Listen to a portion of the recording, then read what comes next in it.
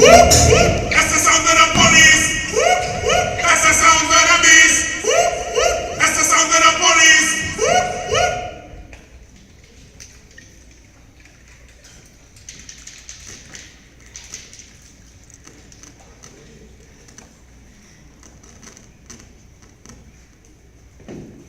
And then it would go down like this sometimes.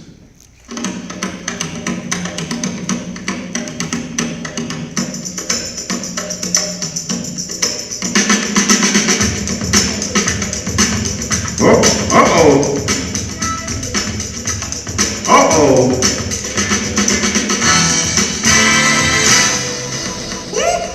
That's the sound of the police. That's the sound of the beast.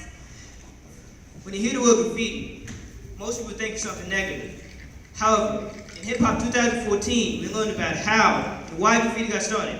It's actually a cool story, but I'm going to let African Mbada give you the details. Here's why it all began.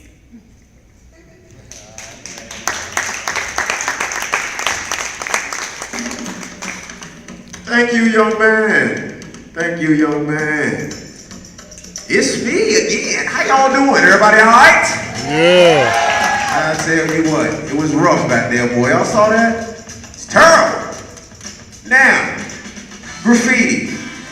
Very interesting element. It was the first element in chronological order. It actually started in 1965. A brother named Cornbread, who was trying to impress a girl by the name of Cynthia.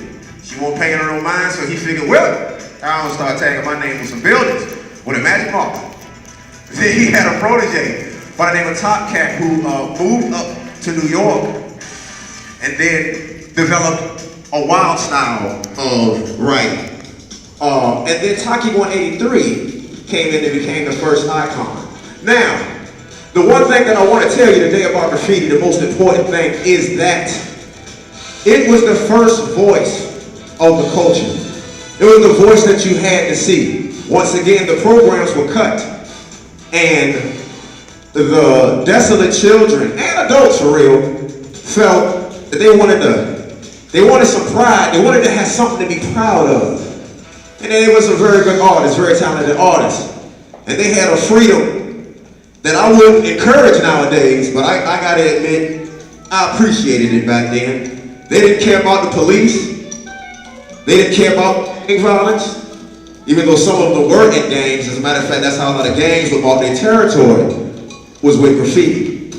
Now, you have different kinds of graffiti. This is a tag. Simple magic marker, right?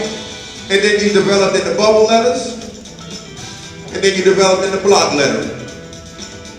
These are just a few styles of graffiti that you saw all over trains. As a matter of fact, in 1977, they put 6,800 brand new white train cars in New York. And needless to say, y'all have seen New York in the 70s and how those trains look.